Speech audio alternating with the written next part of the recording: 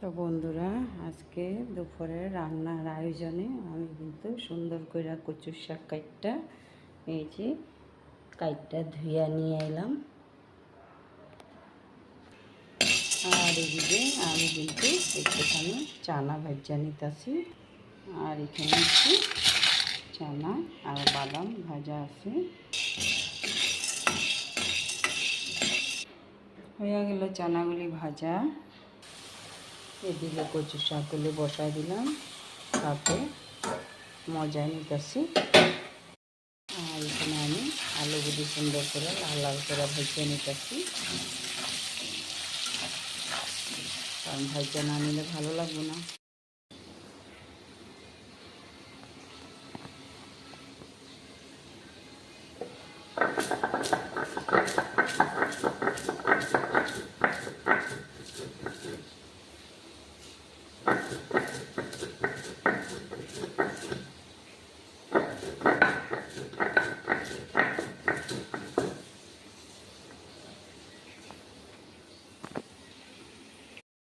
আমার কিন্তু মশলাটা গুঁড়া করা হয়ে গেছে। আমি এটা কিন্তু শুকনোই গুঁড়া করে নিলাম, জল দিব না।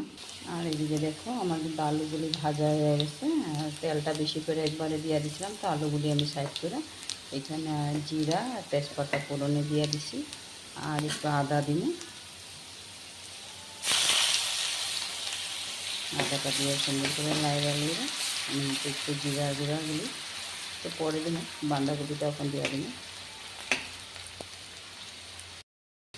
আর এখন দিয়ে দিব আমি বাঁধাকপিগুলি।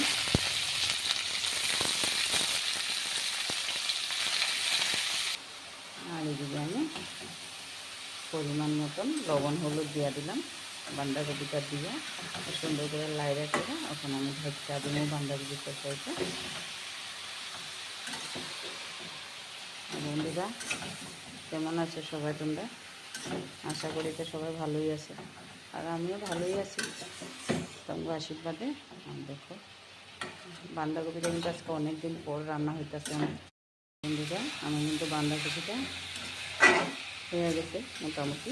এখন আমি ভাজা রাখা মশলাটা দিয়ে দিলাম। আর একটু চিনি দিছি আমি। মশলাটা সবগুলি দেবো না, বেশি হয়ে যাবো না, তো প্রয়োজন মতো দিয়ে দিই অল্প দিয়ে।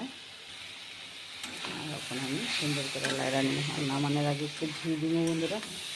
আর আমার বাঁধাকপিটা রান্না এরকম লাগছে তোমার কাছে কমেন্টে জানাইও।